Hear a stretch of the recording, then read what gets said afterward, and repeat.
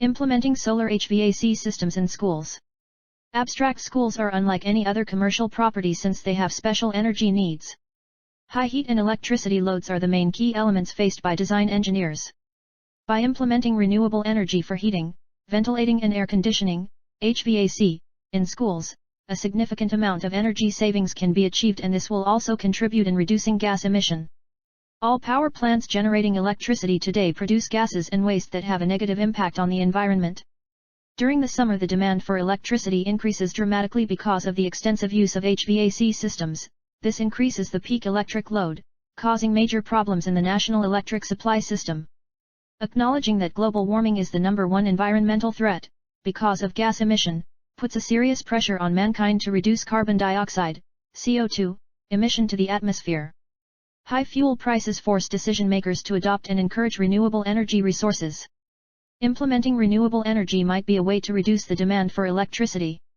In addition, most renewable energy systems are being developed in ways that reduce the need for conventional fuel. This study presents a thorough review on zero-emissions technologies for the built environment.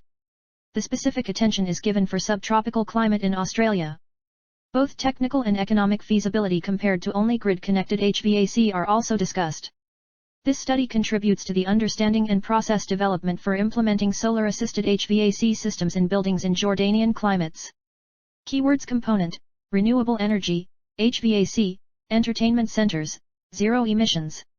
Introduction.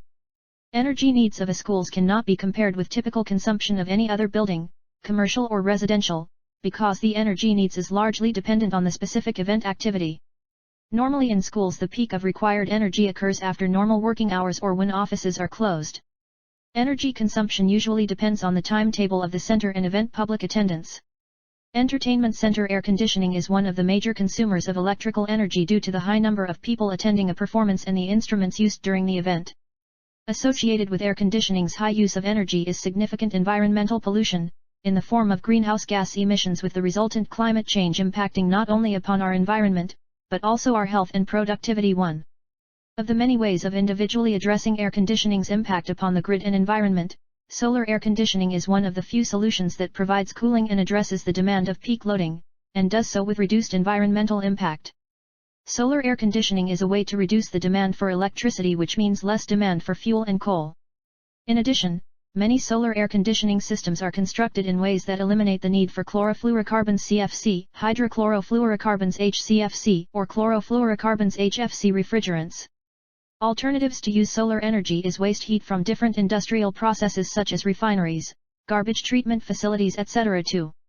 Energy costs, for example, which typically represent up to 10% of a center's operating budget, can be reduced easily by 30% to 35% according to Friedgill from Sport Facility Management 2nd edition 2-3. Almost all schools treat energy costs as ongoing, uncontrollable costs extracted from core funding. By reducing energy costs, schools can keep more money for core funding and increase their discretionary spending for. This study presents why and how solar cooling technologies contribute to achieve energy and monetary savings and to reduce greenhouse gas emissions. 2. Why solar cooling? During the summer the demand for electricity increases because of the extensive use of HVAC systems, which increase the peak electric load, causing major problems in the electric supply. The energy shortage is worse during dry years because of the inability of the hydroelectric power stations to function and cover part of the peak load. The use of solar energy to drive cooling cycles for space conditioning of most buildings is an attractive concept, since the cooling load coincides generally with solar energy availability and therefore cooling requirements of a building are roughly in phase with the solar incidence. Solar cooling systems have the advantage of using absolutely harmless working fluids such as water, or solutions of certain salts. They are energy efficient and environmentally safe. They can be used, either as stand-alone systems or with conventional air conditioning, to improve the indoor air quality of all types of buildings. The main goal is to utilize zero-emission technologies to reduce energy consumption and CO2 emissions. 5. The schematic diagram of a solar air conditioning system is shown in Fig. 1. 3 technologies applicable for solar thermally driven cooling. Cooling can be obtained from many different ways. The majority of them have a direct or indirect origin with the sun, such as fossil fuels. The expression solar cooling is usually restricted to when the solar radiation is the direct agent of cooling. In order to evaluate the potential of the different solar cooling systems, a classification has been made by 6 names: air conditioning systems. Solar heat is required to drive the cooling process. Thus, solar-assisted air conditioning systems operated so far may be classified into 2 types, closed systems and open system. Where closed system, these are thermally driven chillers which provide chilled water, that is either used in air handling units to supply conditioned air, cooled, dehumidified, or that is distributed via a chilled water network to the designated rooms to operate decentralized room installations, e.g. fan coils. Market available machines for this purpose are absorption chillers, most common, and adsorption chillers, a few hundred machines worldwide, but of rising interest in solar-assisted air conditioning. Open systems allows complete air conditioning by supplying cooled and dehumidified air according to the comfort conditions. The refrigerant is always water, since it is in direct contact with the atmosphere. Most common systems are desiccant cooling systems that use a rotating dehumidification wheel with solid sorbent as reported in J. Peoples 7. According to M. Delorme 8, it has been possible to calculate the COP of the chiller based on the available temperature and flow measurements according the following formulas. 4 fundamentals of solar cooling. A. Open cycle processes, desiccant solar cooling. Open cooling cycles produce directly conditioned air. Any type of thermally driven open cooling cycle is based on a combination of evaporative cooling with air dehumidification by a desiccant, i.e., a hygroscopic material. Again, either liquid or solid materials can be employed for this purpose. The standard cycle, which is mostly applied today, uses rotating desiccant wheels, equipped either with silica gel or lithium chloride adsorption material, Ig2. All required components, such as desiccant wheels, heat recovery units, humidifiers, fans, and water-air heat exchangers are standard components and have been used in air conditioning and air drying applications for buildings or factories since many years. B. Closed cycle process. These are thermally driven chillers which provide chilled water, that is either used in air handling units to supply conditioned air, cooled, dehumidified, or that is decentralized room installations, e.g. fan coils. Closed cycle consist of the following. 1. Absorption chillers. Absorption chillers offer an exciting alternative to conventional compression chillers, since their main energy input is heat instead of mechanical power. Fig 3 shows the schematic of an absorption cycle.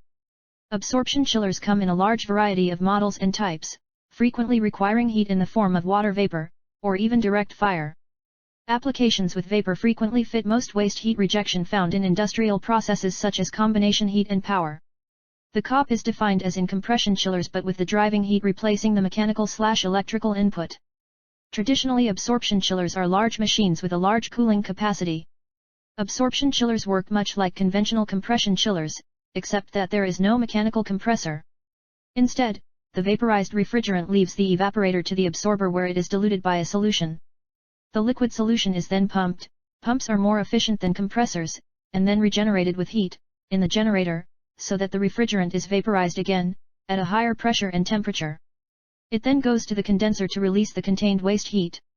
Typically for chilled water temperatures less than 5 degrees Celsius, ammonia is used as the refrigerant and water as the absorber.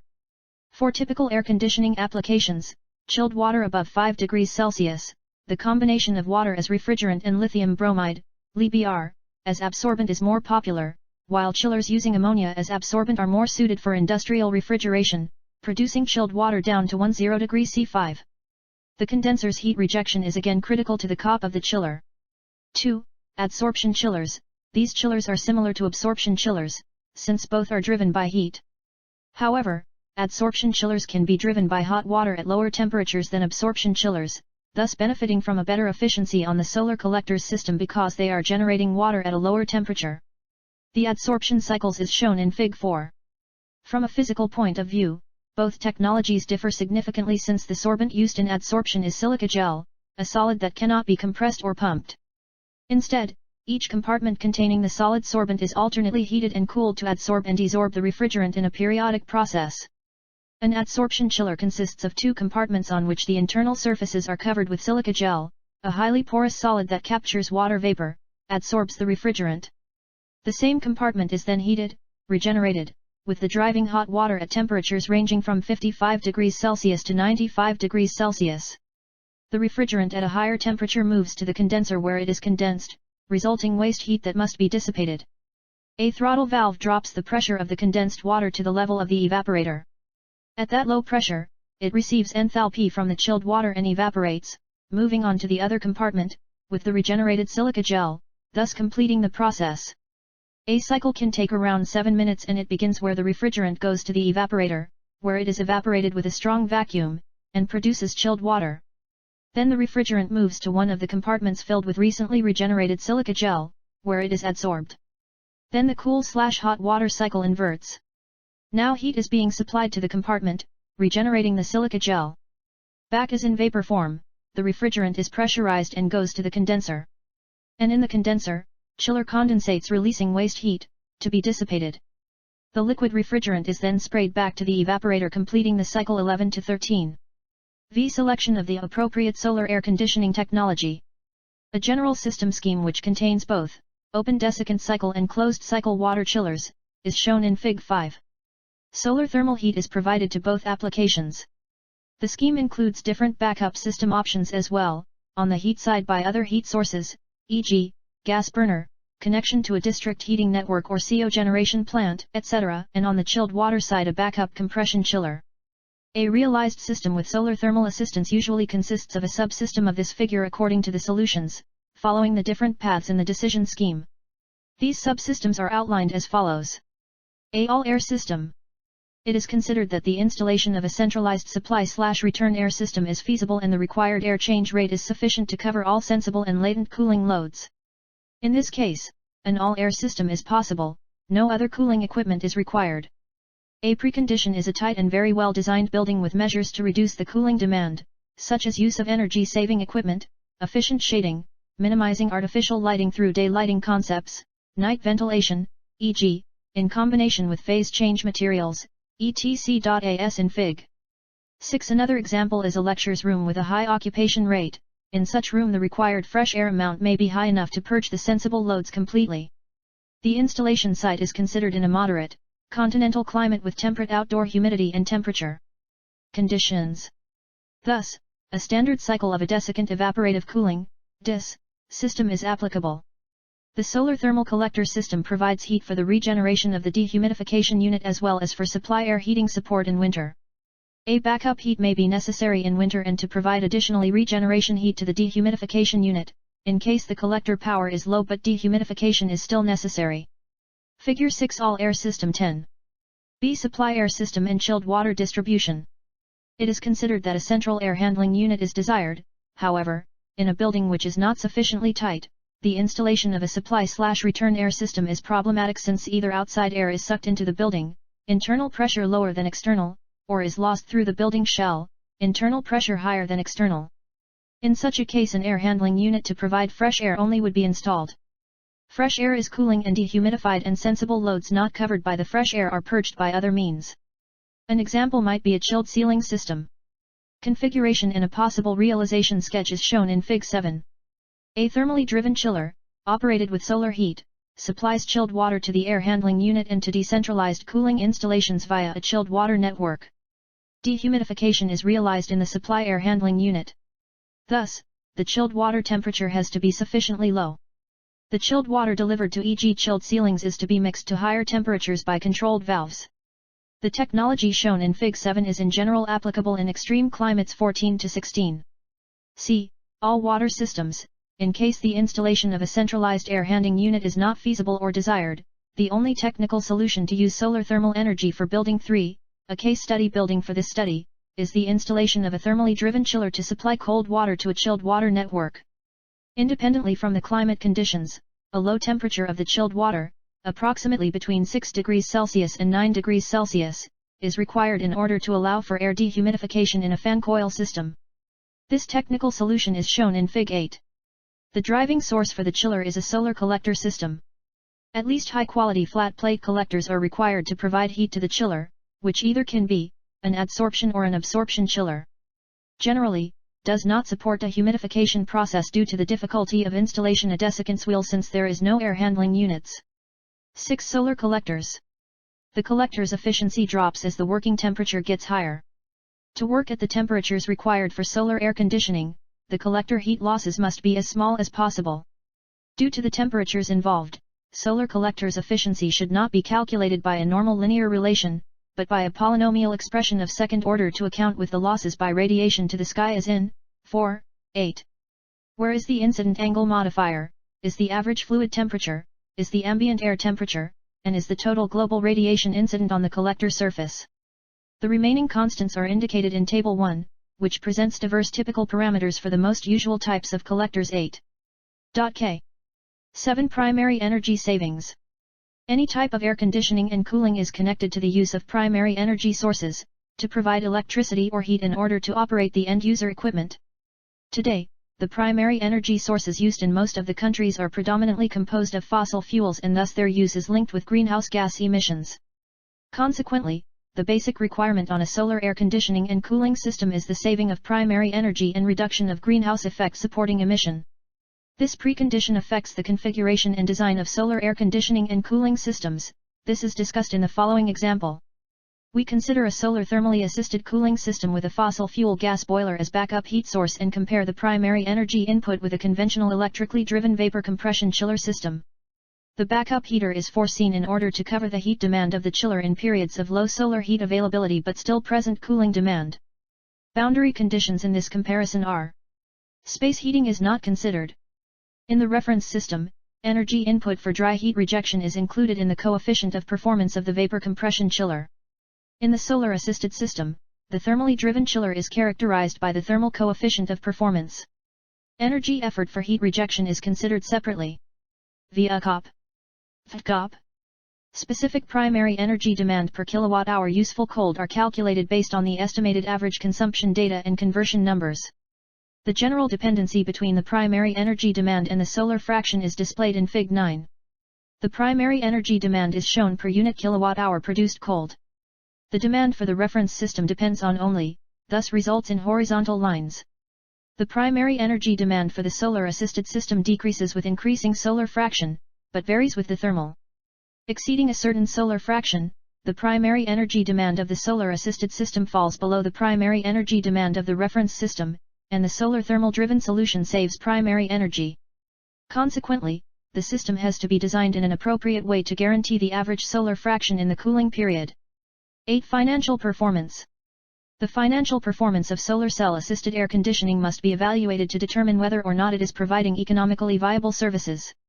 To do this, operating expenses, current and projected cash flows, including capital expenditures, needs to be monitored and assessed. This information is then used to determine the current and projected economic return of the asset or portfolio. Cash flow analysis can be used to provide a measure of the net present value and the internal rate of return for assets. Solar processes are generally characterized by high investment and low operating cost.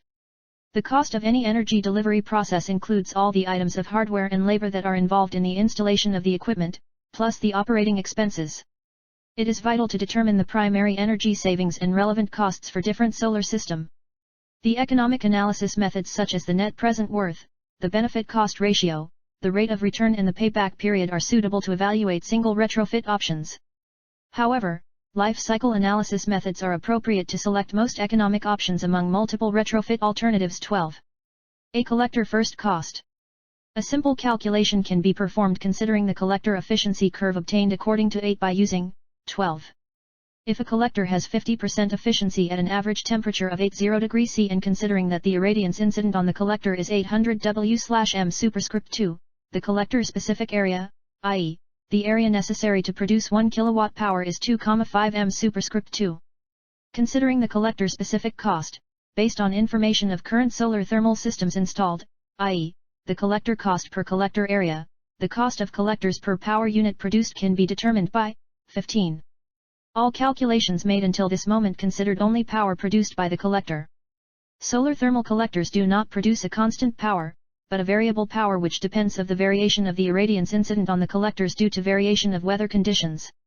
The annual cost of the heat produced by the solar thermal system, solar heat cost, can then be calculated according to 16. Where is the annuity factor that takes into account the interest rate of the investment and the lifetime of the collector system? Annuity. Where is the annual collector heat production at a given site and a given operation temperature 19 to 20? Gross Q. B. Evaluation of the annual savings and over cost evaluation. The reference solution to calculate the savings is based on the technology which would be used if the solar system was not implemented. The amount of saved energy is quantified because it represents the gain between a solar system and a reference one. In the majority of the cases, the investment of a conventional solution as a backup is however necessary to face the load when the sun is not present. So, it cannot be considered as a kind of saving. Equation 18 represents solar energy annual savings. Annual savings equals cooling energy times cost of useful kilowatt hour, 18. Where useful solar energy represents the amount of energy produced by the solar system and available for the cooling load. The reference solution to calculate the overcost of the solar system is based on the technology which would be used if the solar system was not implemented. In the solar cooling projects, the working and maintenance costs are not taken into account because they are estimated to be at the level of the ones of a reference solution 20 to 22. Overcost equals solar project cost reference solution cost, 19. 9 Conclusions. Solar cooling has the potential of significantly reducing the electricity consumption of schools under Jordanian climates. Although most of the current solar cooling applications are demonstration projects in nature, the technologies are mature. Research and development activities are concentrated in improving the COP as well as making the equipment smaller in size and more affordable. It is of vital importance to select the right equipment for each application depending on the desired performance specifications. Careful analysis of internal loads is required to size and specify the equipment correctly. Centers operators and other stakeholders need to break free from considering only the financial payback and embrace the long-term benefits of solar cooling that contribute towards energy independence and environmentally friendly goals in a larger scale. Solar-assisted air conditioning is a new and growing technology, compared to other fields of solar energy application. The novelty of this technology is reflected by the fact that most of today's realized projects are of demonstration nature and still a lot of additional design and planning effort is required in the implementation phase of such a project. Various technical solutions are possible, depending on the type and use of the building, on boundary conditions like e.g. existing technical infrastructure, and on other like e.g. climate conditions. 5.